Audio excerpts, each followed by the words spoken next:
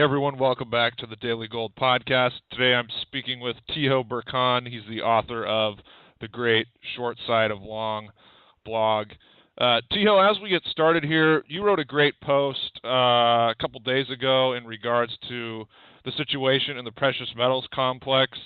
And if I'm reading it correctly, you believe that there is a chance we could see a further breakdown in the sector, but that breakdown would not be sustainable. If that breakdown occurs, you think that could kind of mark final capitulation in the end of what's been a cyclical bear market. Could you just give your thoughts on that? Yes. First of all, I'd just like to say thank you for having me on your podcast again. It's an absolute pleasure to talk to you as always. Regarding your question, yes, I recently did a post on my blog that your viewers can also have a look at regarding precious metals updates. So I've sort of talked about gold, I've talked about silver, I've talked about sentiment and options positioning and futures positioning and fund flows. So a lot of stuff, including gold miners stuff. So a lot of things that can sort of let us know what is happening right now and hopefully maybe let us know what we can expect in the near future. So regarding your question, I definitely have to agree that there is a above average chance that precious metals could break to the downside. Gold mining shares, their trough in the middle of May is holding at the moment. And like I said last time I was on your podcast, we could see a retest of that, quite possibly. And we're sort of moving towards that, so we'll see how the price action plays out there. But one of the main catalysts here seems to be the break of supports for silver, which, and I think platinum is very close as well, which sort of is dragging gold lower. So we'll see these critical lines in the sand, like 15.30, 15.25 level for gold and $26 for silver. They're the ones to watch. But like you said yourself, if we do break them, the main and the most important thing to watch out for is the price action. If we just break them slowly, it could be a bear trap. So sentiment is very, very negative in the precious metals market, so we could reverse quickly. If we do break them very quickly, we could have a capitulation or some type of a mini crash and a capitulation bottom where the final washout would occur. But if we break them in a modest form and we sort of keep tracking downwards, then we have to be careful not to call that the final bottom. So it's all about the price action right now. I'd say keep your eyes out on the price and just watch the way the market is behaving and how it's reacting to the news out of Europe and the news out of Asia, especially China. Yeah, the price action in silver looks very, very bearish to me. And earlier this week, we hedged some of our longs by going short. But I think silver has already broken down. Obviously, yes. Obviously, as you mentioned, their platinum's not far behind, gold not far behind. Now, getting back, because the question escaped me for a second, but it just came back to my mind. I just don't see a fundamental catalyst for precious metals right now. I mean, obviously that could change quickly. I mean, we do have, sentiment can't be a catalyst. There has to be, sure, the market can bottom from being extremely oversold, but as far as like the next month or so, do you see a potential fundamental catalyst for precious metals? Because it seems like with what's going on in Europe, nobody's taking charge there. Europe is a total disaster.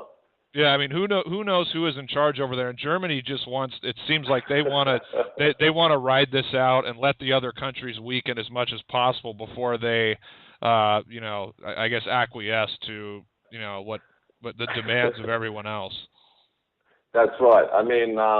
First of all, I'm European myself. I was originally born in Europe, so I find it very interesting for Western economies and people that live in the West, especially, for example, UK and US and Canada and Australia, discussing how Europe is going to come together and do some type of an agreement.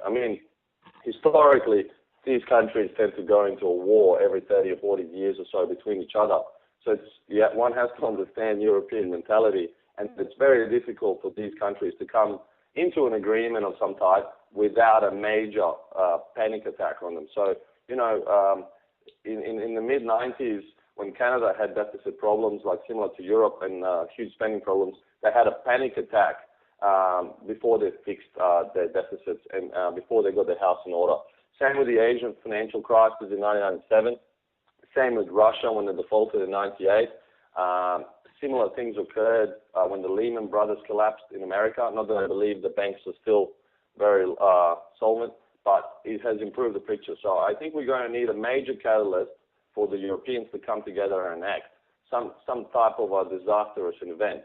Now, to move on to your question regarding precious metals, yeah, there might not be any catalyst for the next month or so, but Mr. Ben Bernanke, who is a famous money printer and helicopter man, self-proclaimed, by the way, himself, he has vowed that he will act as soon as something happens. So, we have a Jackson's Hole meeting at the start of August, which is about a month away, so maybe precious metals will decline for a month and he will act. I don't know, I'm just speculating here. Having said that, whenever sentiment gets really bearish and prices fall really, really hard, eventually, a catalyst itself is created. Whenever markets panic and investors panic, it forces officials to react to that panic, and they also panic themselves, which brings them together into a sort of more narrow-minded view where they all act in unison, like in one go. So I'm expecting something eventually to happen because they won't let the markets keep falling. Having said that, the question is how much of a fall do we have to witness before they act or react to the markets? Right, and the interesting thing, T-Hill, what you've pointed out, I mean, the S&P is kind of all alone by itself. I mean, it's the only asset class or major market that is, to make a new high this year. So if you're Ben Bernanke, I mean, you're sitting in the the catbird seat or the helicopter seat, so to speak. I mean,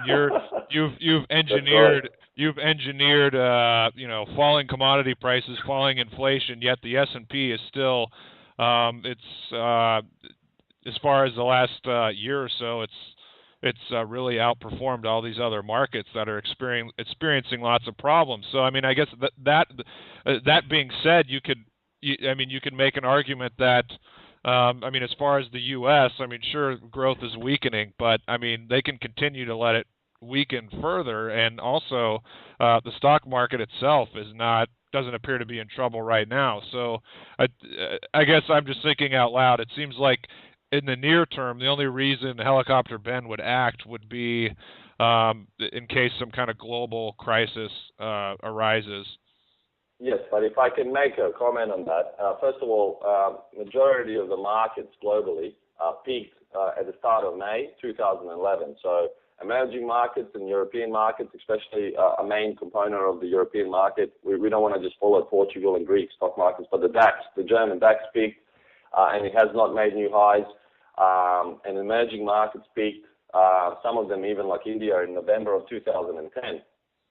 Then across the currency range, Asian currencies have peaked around May, and commodity currencies have peaked around May of 2011. The euro has peaked around May 2011. Also interesting is that even though oil had a really good recovery out of last year's slowdown scare around September, October, as you remember, including August, it still did not make a new high. So it still peaked in May 2011. And same with Dr. Copper, which is a good predicament of future economic activity, and as well as some of the agricultural commodities, some of which have actually peaked in February or March or even April 2011 prior to the rest of the asset markets. So even some of the other ratios that are used, corporate spreads, they've all sort of peaked, and they have not confirmed this new high in the S&P 500.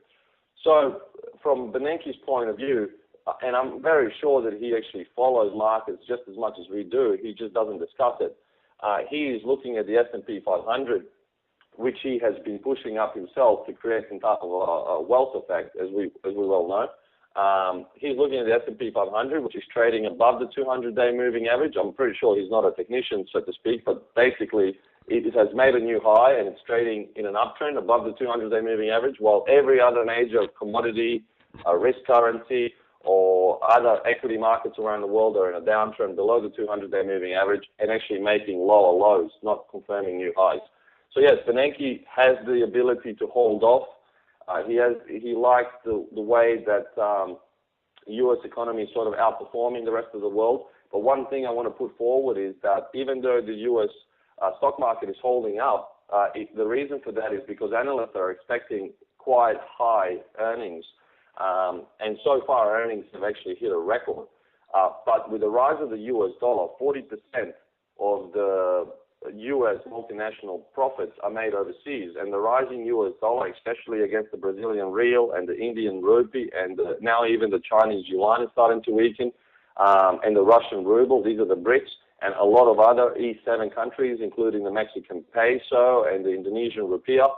These economies were really, really great places to make profits for and expand for U.S. multinational companies. That's why the S&P has been rising so well. But with the rise of the U.S. dollar now, I think we can expect a huge difference in the exchange rates, which will actually take earnings down to another level. So, in my opinion, I'm actually forecasting earnings to disappoint here. And if we do get a recession after the U.S. election, say starting in 2013, I think that earnings could drop on average about 25%. And if we do basic mathematics, currently earnings are about $90 to $95. I haven't checked them recently.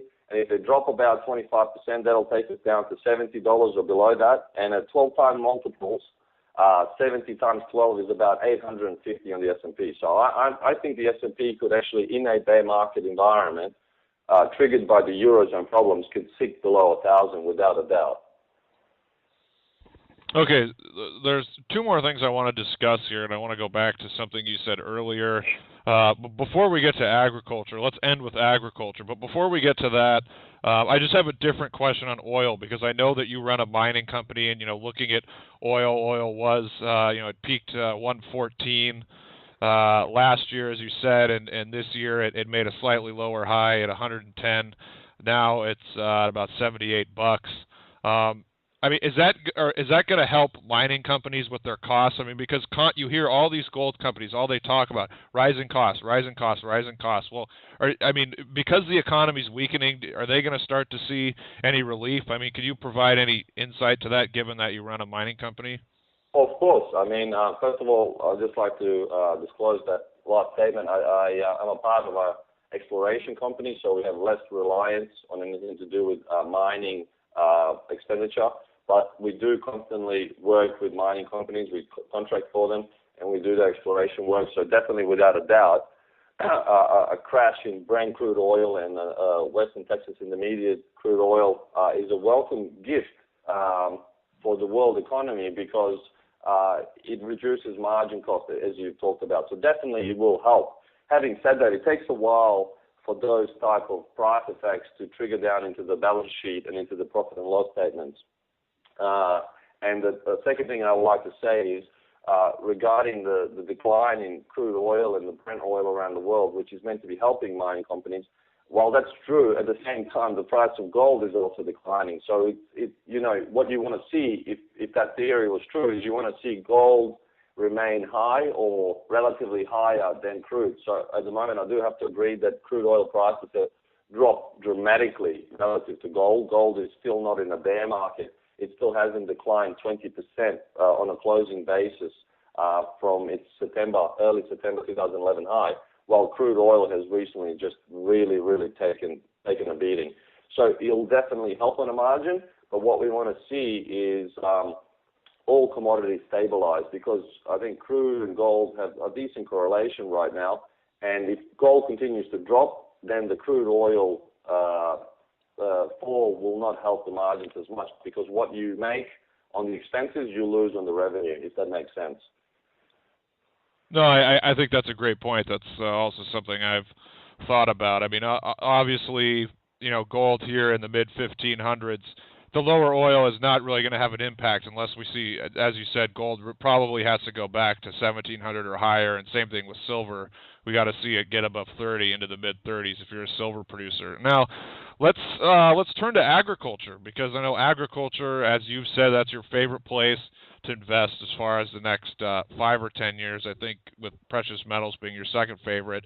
You've been writing quite a lot about agriculture recently, expecting a bottom. I don't know if you look at the GKX, which is S&P Agriculture Spot Price Index. But well, I shouldn't just mention that. Really, any market you look at, as far as agriculture, has showed some good gains in the last week or two. I mean, do you think the agriculture complex has bottomed here?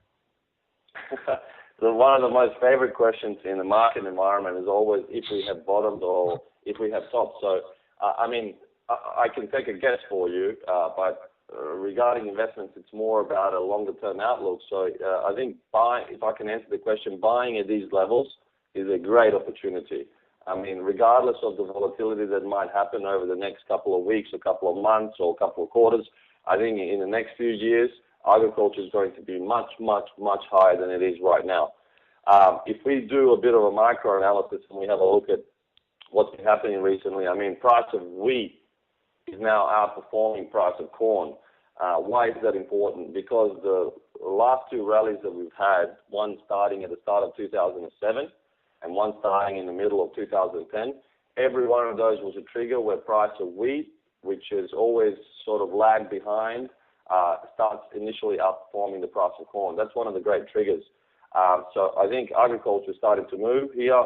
It's sort of maybe breaking on the upside. Wheat's been basing since the middle of, I could say June 2011, so middle of 2011, and it's got a very solid base there. And until recently, we had a huge amount of net shorts. As I've been writing in my blog week after week, month after month, to keep your eye out on wheat because it's going to take out new highs and it's going to move even higher. And also soybeans, currently, they're a little bit overbought, so I wouldn't really look at that. But I think grains as a whole are moving up, and we're just waiting for the softs now. So you have coffee here that's sort of showing some signs of stabilizations after a huge bear market, which went from $3.20 at the start of 2011 all the way down to $1.50. So I think there's a, shorts in the coffee market now for the first time since 2008. Sentiment's extremely negative, and obviously we are, just like with any other commodities, we are waiting for some type of a catalyst to happen and for the Europeans or the Americans to reignite some type of money printing. Cotton as well has been beaten down, and sugar, which is one of my favorite plays other than wheat, I think it's got a great potential. In the 1970s secular bull market in commodities, silver and sugar were the best gainers. They are the most volatile, so one that invests in them should not use too much leverage. It has to be careful because the downside is as strong as the upside. Having said that, I think sugar and silver could go really, really high from these levels. So agricultural theme here, I think sugar is a great buy, especially if it goes below 20 cents again and sort of does its capitulation bottom of some type, or a base around these levels. I would definitely be looking at buying some sugar. Okay, here's a better question for you, rather than if we've bottomed or not.